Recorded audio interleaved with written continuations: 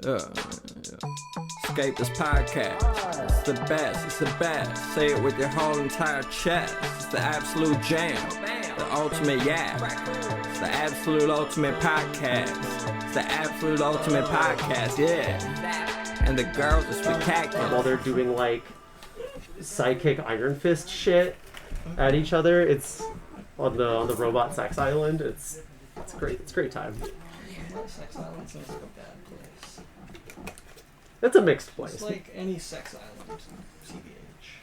Yeah. I truly. This art is really cool. Oh, I like this. He's just like flying. He's like just zooming. Yeah. Got his like jet engine strapped to his back.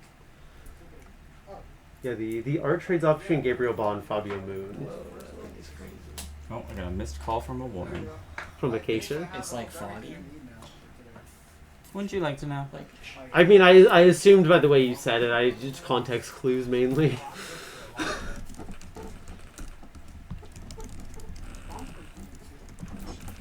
Hello. Where are you at? Girl, I'm just leaving the coffee shop. Okay, well, I'm leaving you on speakerphone. You're on the podcast. I'm on the podcast on speakerphone? Yeah. I have That's some fun. goo in my pocket that is contained in a tube. That sounded Sorry, hold on. You have some goo in your pocket that's contained in a tube? Please elaborate. Oh fuck, that scared me. I was like, an arm and a bit. Wait, is the podcast turned on right now? No. What's up, guys?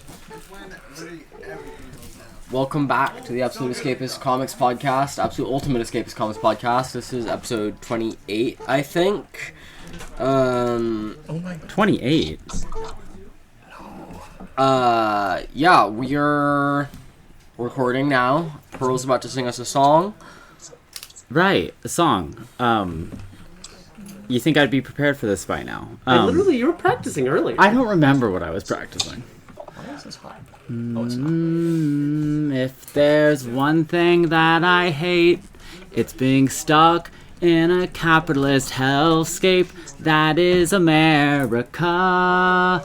And if there's two things that I hate, well, I guess I'd have to say kissing boys. But if there's one thing that I love, it is the Escapist Podcast. Doot. Alright, guys, we're gonna have a short one today, because not very much came out today, and we don't have a ton of time. If you hear a weird noise, it's Acacia on speakerphone for some reason. It's Jones. Hi, it's me. What's up? She's on her way. Oh my god. That'll probably be really cool, because it'll be like she's talking on speaker, and then all of a sudden she'll just be like here speaking, and the transition will be like boom. You know, it'll be like in the Wizard of Oz. Let's all agree to not mention when she comes in, so that the transition will just happen. Yeah. Very magical. Lots of illusion going on here. What do we have to talk about today? We've got Harley and Ivy, Life and Crimes, Volume 1 to talk about. We've got Stop, Hibari-kun, Volume 2 to talk about. We've got some Bleeding Hearts. I guess I'll briefly talk about Daredevil and Chat World's Finest a little bit. And I think that's gonna kind of be the day. Yeah, if we have time, I might not do Hibari-kun and might just talk briefly about Michael DeForge's Holy Lacrimony. But if we don't have time, then I'll bench that. Okay. White men about the current state of America, and they all gave answers ranging from, like, they don't let us drive cars anymore, and freedom to, we need to fuck a trans woman in the freeway. That'll save America. In the freeway? Like on the highway, or in like the free type of way? Like in like keep on rocking in the free world. Kind of more of that than you'd actually, yeah. Okay. Because Sean Gordon Murphy has mostly just rocks bouncing around up there, to be quite honest with you. But like, oh my god, no, fuck, I forgot. I just think if you're gonna be a right wing clown, you should just like, just own it rather than just kind of like do a lot of like. It's the same thing Mark Millar does, where he like pretends not to be right wing, but he just like dog whistles, and Mark it's like Millar is so right wing. Sorry, I don't know what his dog whistles are, but just like reading his shit, just reading Civil War, you're a fascist. Like, okay, this has a bookmark in it. That's so nice. It does have a leather bookmark, or not leather it's a bookmark. little string. Cloth bookmark. I thought it was a piece of lint or something, so I was like, I'll take it out. I got a bookmark, and then I was like, this is a nice book. Okay, guys, if you're just tuning back in, we've been talking about Aldo's Tube Goo. Oh my god. And then later, we were talking about Charity and Sylvia from Drawn and Quarterly by Tilly Walden. Really great book. I think once Aldo and Pearl finish it, we'll have a lot more to talk about it. I have a book review of that coming out in the Comics Journal in the next few days, so that should be coming soon. Look for that if you want to kind of get a sense of all the news surrounding it, the art that is in this book, because it really is a masterpiece, honestly. It's one of the best things I've read all year. I think it'll definitely be on my top 10 favorite comics of 2026. Yeah. It's really excellent. So I think we're going to kind of gloss over that right now just because we have talked about it before and 50% of us have not read it yet. Yeah. But they're working on it. Right, Pearl? Well, I have to learn to read first, but I said, you're working on it. Yeah. You know how to look at lesbians though. Yeah, it might be the only thing I know how to do. Well, that's half the battle. Great. Let's talk Harley and Ivy Life and Crimes, because I think this will be something I read really this interesting. one. And Pearl did. Well, Pearl had it read to her. I did. Yeah, I had it read to me. You ChatGPT. big baby. I tucked her in very comfortably. I made ChatGPT read it to me in Kermit's voice. Anyway, Oh my god. You could just have Persephone do that. I could, yeah. Anyway, this is a 6-issue miniseries, presumably going to be extended because of implications at the end. They say, the end. We'll see. That question mark, so mysterious. They better do this because honestly, even more than the Black Label book, which I loved, to be clear. Like, I think this is even better than that. Like, this is some of the most. Phone. I want to answer the phone. This is some of the most fun I've had reading a comic all year. Period. It's drawn, colored, inked by Erica Henderson, who's best known for working on Squirrel Girl with Ryan North back in the day.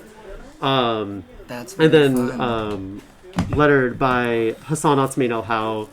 And this is honestly both of their best work. Like, honestly, of this year, Hassan has been doing nothing but bangers, but between this and Bleeding Heart is some of my favorite letters by him. Erica's colors on this book are just unfucking believable. Her command of light and shade on just she can have a space where there's 7 different shades of green. Yeah. And it's also rich and evocative. It's the most evocative sewer I've ever seen. Same with some of the stuff Hassan's doing with the lettering is I've never seen from him before.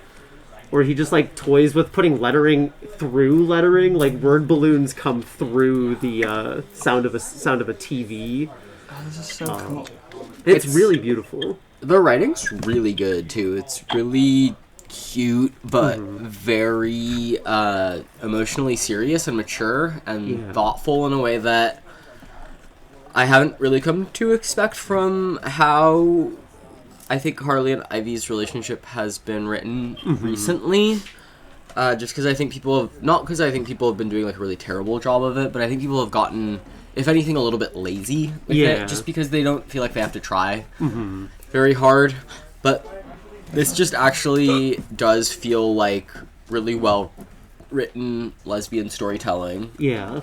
Accompanied by really excellent art. Yeah. Yeah. There's an argument in one of the issues is just an issue long argument between the two of them that is so incredibly thoughtfully written.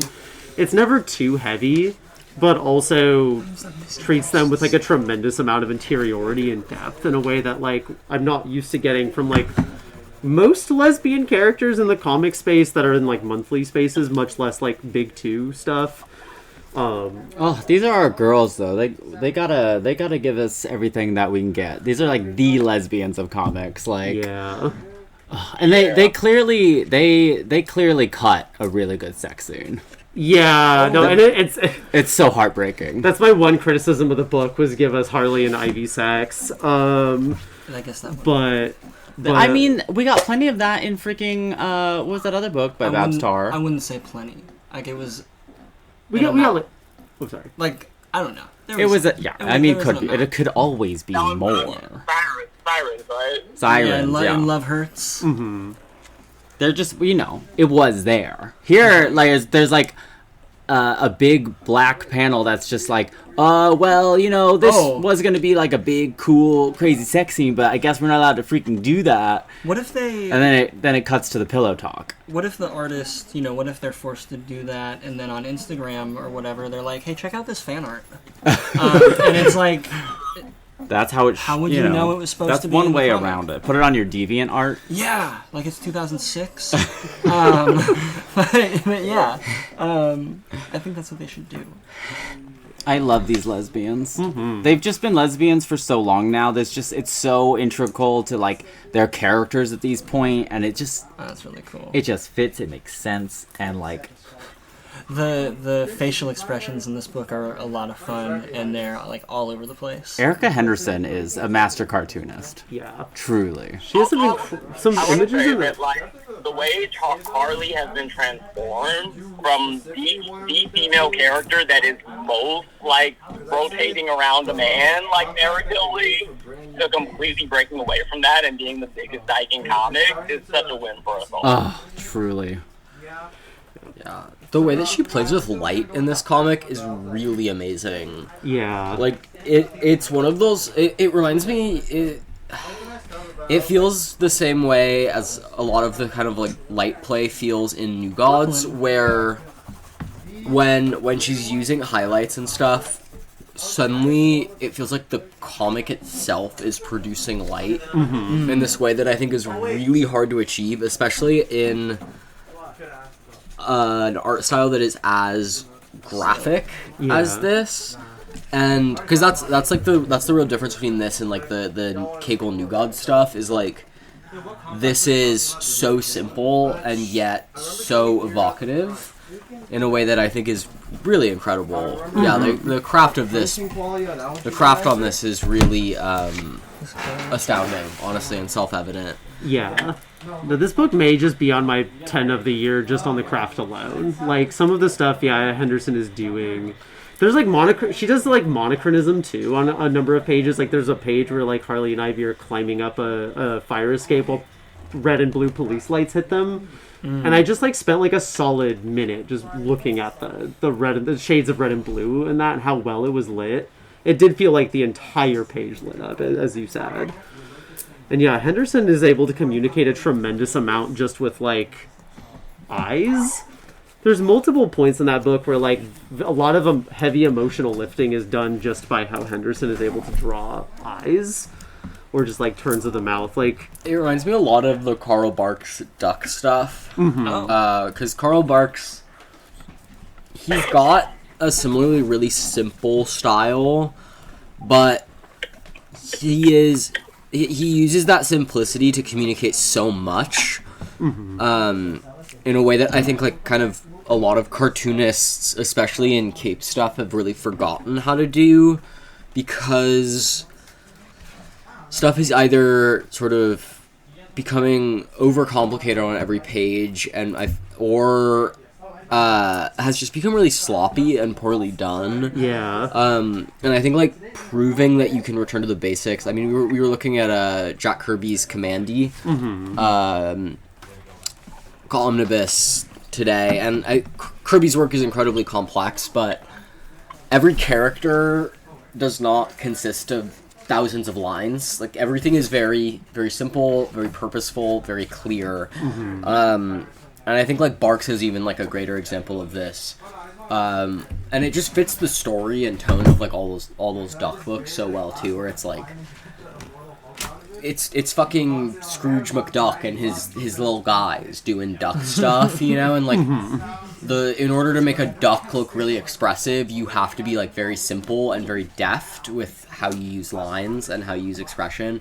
And people use the word acting a lot to describe this kind of cartooning, and I feel like the acting in this is excellent. It's just so boiled down to the essence of what you want it to be. Yeah. This is a cartoonist book. Like, it is just a pleasure just to look at. Yeah.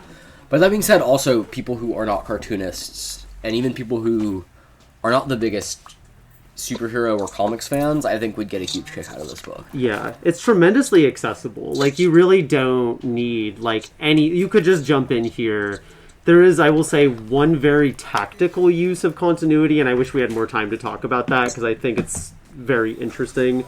But I will say that, like, I don't know, I think it's generally cool to avoid, broader continuity to, like, let people have some accessibility, particularly on projects like this, but to lean into continuity when that creates an interesting character relationship.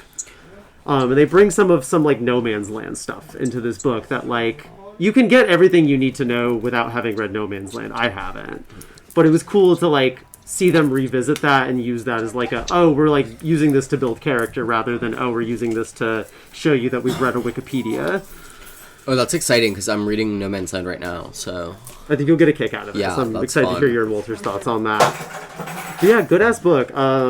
We should probably move on. I could talk about this book the rest of the podcast. But, Yeah, let's move on a bit. Why don't you tell us a little bit about Holy Lacrimony and why you've decided to talk about it now?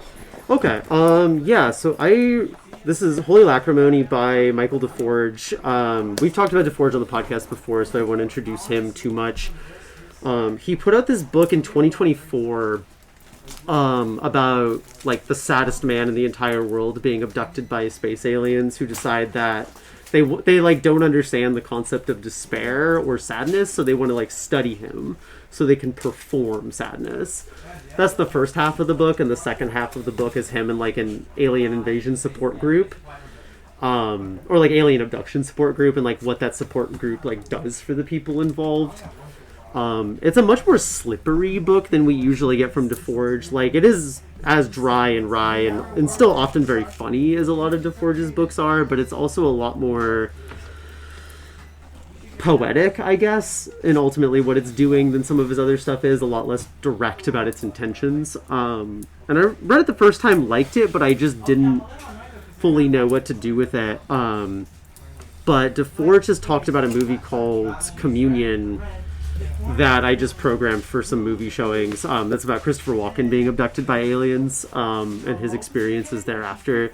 We talked about it, DeForge talked about it as being important to this book, and so I finally saw that movie. What were the movie showings you were programming it for? I was programming Mysterious Skin and Communion as, like, alien abduction movies that use, like, abduction as a language to describe inexpressible traumas. What is that? Was that for FF? That was for FF, Okay, yeah. cool. Yeah, those were heavy. Those were heavy, yeah. Especially the first one. I just saw the end of it, which I feel like it might be a different experience if you watch the whole thing, but then just come into the end and it's just like, hey, it still let's is process deep childhood trauma on screen I saw with flashbacks. And it's just like, I saw we're a doing really this. funny Mysterious Skin meme recently that was like, someone had posted a screenshot of, like, a really beautiful still from the movie, and some guy commented, like, what movie? And the original poster was like, no. This is for your own good. No. Yeah, I'm saving you. one of the movies of all time, but not a movie to go into blind. One of the few sort of big Iraqi movies I haven't, maybe the only big Iraqi movie I have not yet seen. Yeah, very worth. Yeah. Maybe his best, actually, but still. Like, Many would say. Many do say. Many being me. Whereas, like, Communion is a lot and similarly with Holy Lacrimony, is a lot less specific about what its, like, trauma is, about what, like, the alien abduction metaphor serves here than Mysterious Skin, which is pretty blunt about what it represents. But yeah, I hadn't clicked with it fully the first time, but since I'd programmed it, I was kind of like, I should revisit it now, having seen Communion and, like, getting what Communion was communicating better. And I kind of loved it. I really came out feeling like I had a better grasp on what Holy Lacrimony is doing. It is also just even funnier than I remembered and has a lot of really good alien gay sex in it. Which I think is important to any comic, truly. I'm so excited to read more DeForge stuff. Once I get through some of the stuff that I'm currently reading, he is up next once more. I think I'm going to read All the Cameras in My Room Excellent. first, and then probably Holy Lacrimony afterward. but currently reading like 6 things, so I feel gotta you. get through some of that stuff first. Really feel you. someone on the phone. Okay, hold on, I'll take it. Here, I can take it if you want. No, I can take it. Okay. Escapies Comics, I can help you. We're gonna take a short break. Is excelled at customer service, I assume. Oh, I got a couple books off the shelf. The bar is low. Sometimes it is. Sometimes it truly is. I forget a lot of where I was with Holy Lacrimony. I guess, yeah, the poetry of the comic, it's kind of more elusive than a lot of DeForge's other work. It tends to be less easily pin downable. It does feel part of a series of works. I saw a really good interview with him, and I think it was like the Ex-Puritan or something like that. It was a really weird name for a website, where he was talking about as part of a trilogy or a loose association of works that are kind of about like communities built by like either getting abducted by aliens or being part of or building a community around being rejected from a cult, or like these kind of like very odd community dynamics formed in the wake of like losing something. Yeah, I have a few friends who are like their closest friend group is like they were a group of people who like left a cult. Yeah. You know, like they like left and they were like, okay, cool, we've like done it together. You know. Yeah. And that's like a very not always the healthiest way to form bonds. Yeah. You know. Yeah. But often an effective way to form bonds. Yeah. And like the through line between like Mysterious Skin and Communion and Holy Lacrimony is that like ultimately these people have experienced something, or at least are experiencing other things that they don't know how to describe to other people, but these people who supposedly have had these experiences, they're the only people who like get it and they can talk to in this way.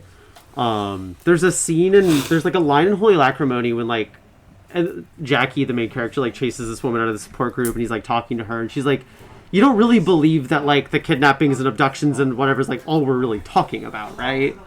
Like we're just circling around the surface of what we're really talking about at all times. And that's kind of what the whole book ultimately is about, is like circling around meaning and skimming its surface, but like never kind of articulating what's underneath, but also being inextricably bound by that inexpressible thing. Yeah. No, that's so interesting.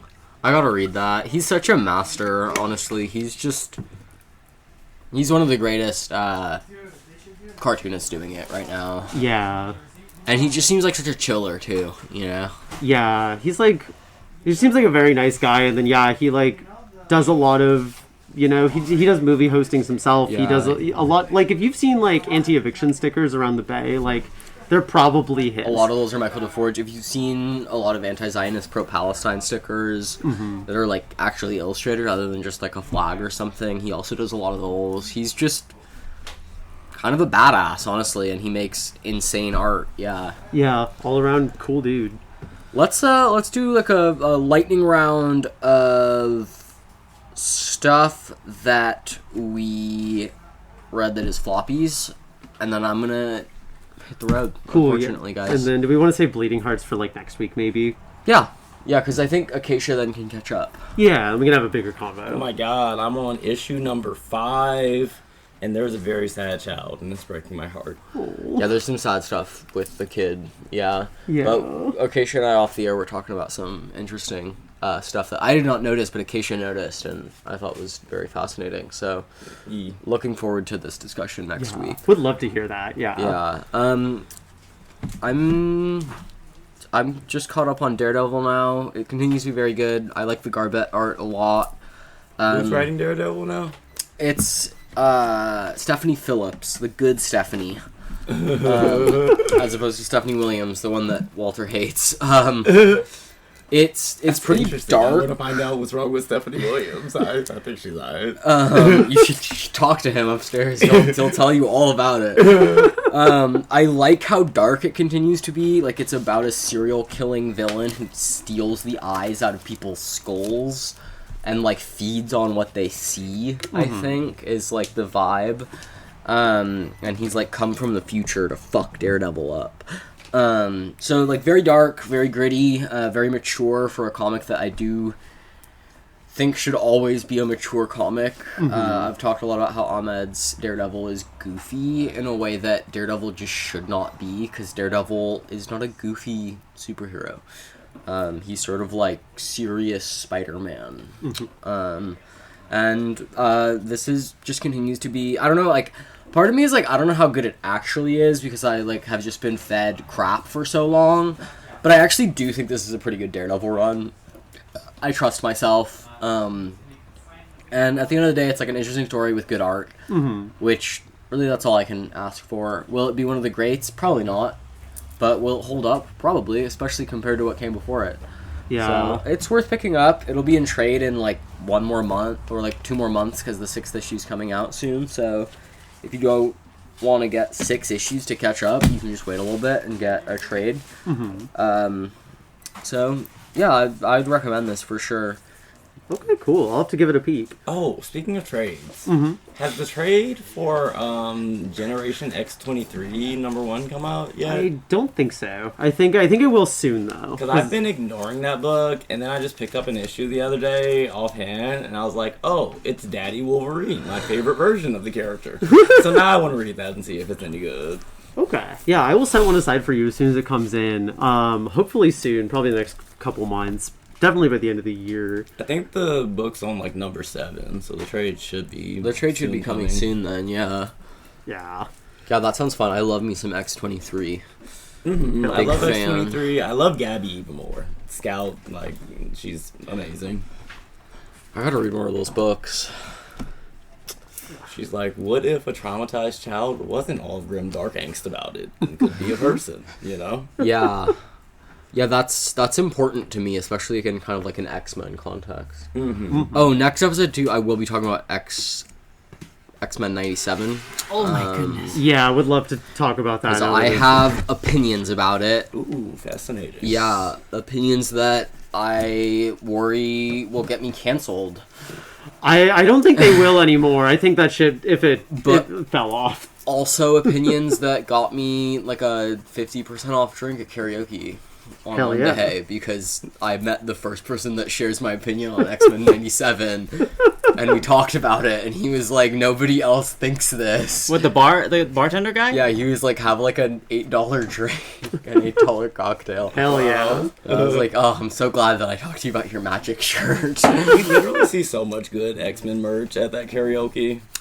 Yeah, We should bring David some X-Men stuff one day. Yeah, we absolutely should. He said anything that we bring him has to have magic in it. That's the main thing. Ooh, We can definitely do that. Yeah. that's so doable. Magic should have a trade by now, so Yeah. we should bring some magic trade. Let's talk Absolute Green Arrow, or as one of my favorite Blue Sky oomphs called it, Absolute Black Canary Strike Through. It is definitely Absolute Arrow. Black Canary. Like I was like, yeah, like it just absolutely should be Absolute Black Canary, and it's like weird and offensive to me that it was ever called Green Arrow and that it is still called Green Arrow. Like she's like Green Arrow's not in it. Oh, I mean he is, but like it's the Black Canary show. At least call it Absolute Green Arrow and Black Canary. Yeah.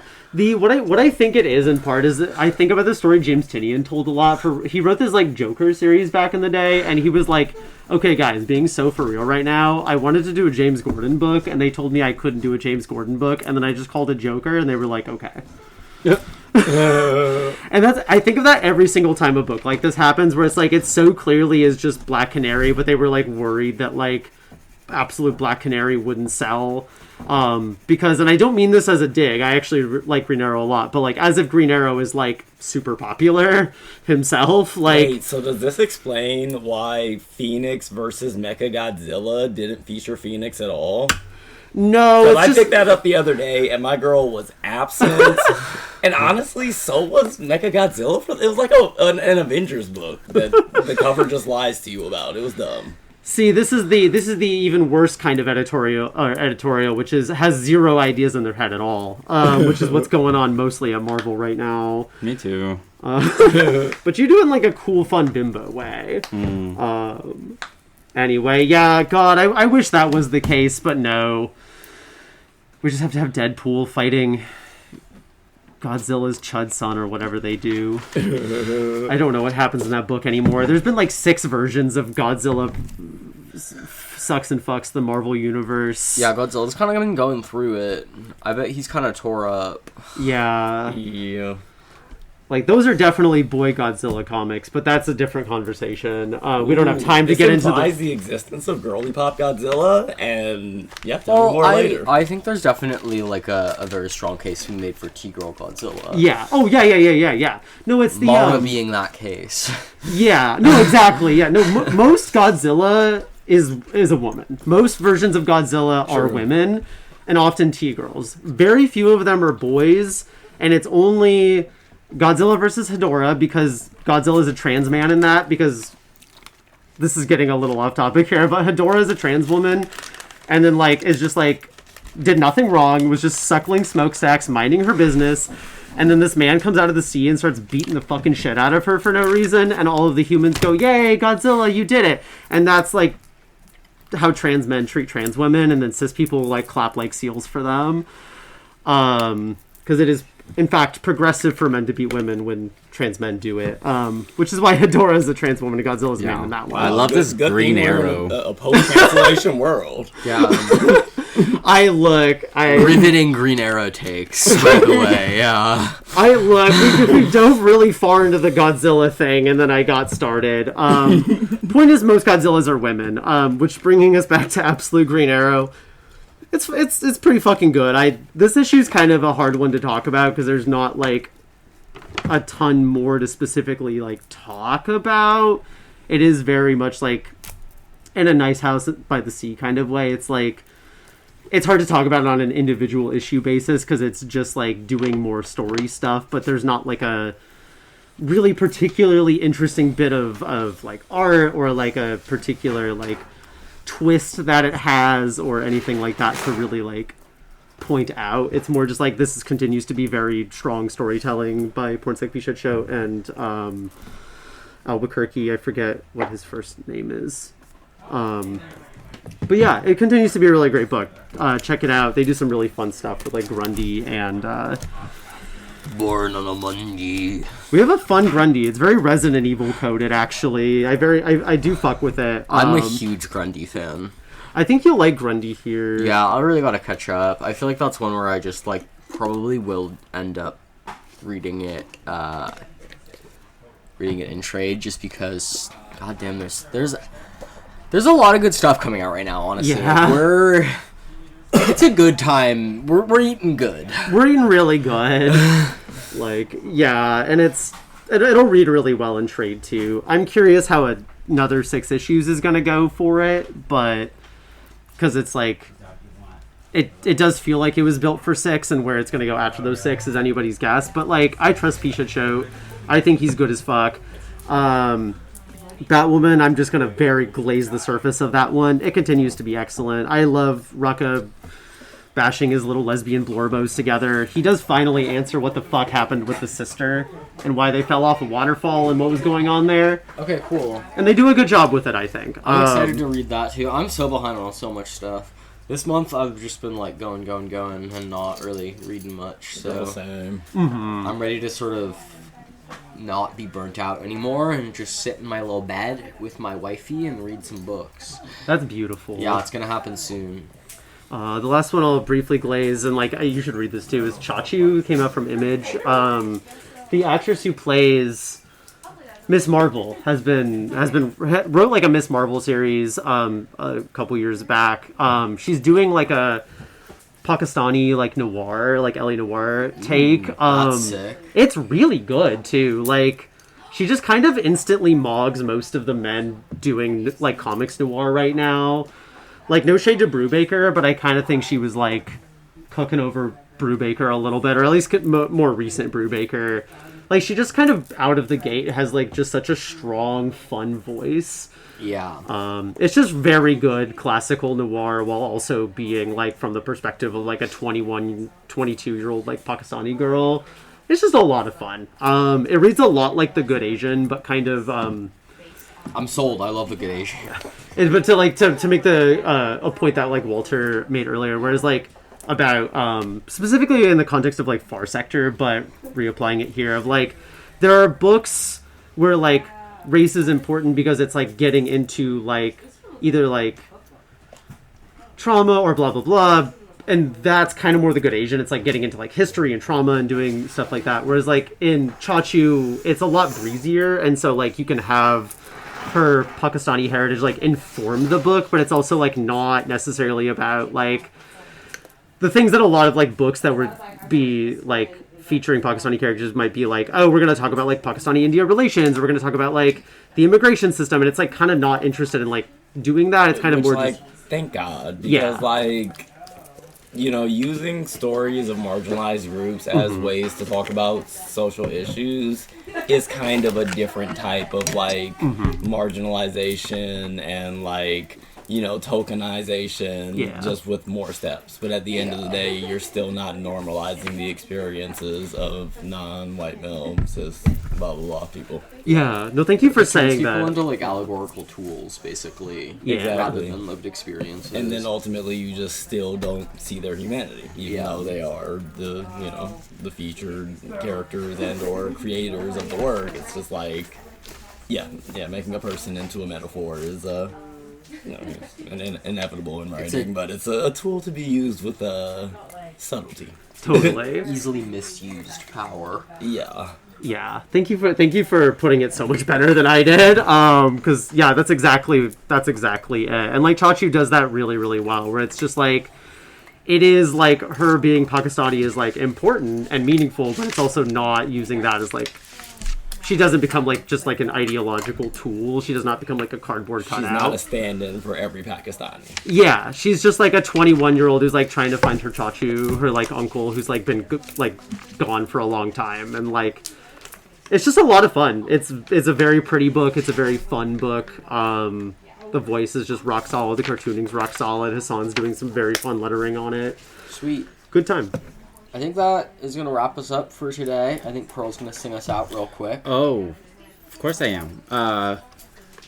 am. Goodbye, our listeners, and goodbye to God. I will see you both later. Escapies podcast. It's the best. It's the best. Say it with your whole entire chest. It's the absolute jam. The ultimate It's the absolute ultimate podcast. It's the absolute ultimate podcast. Yeah. And the girls are spectacular.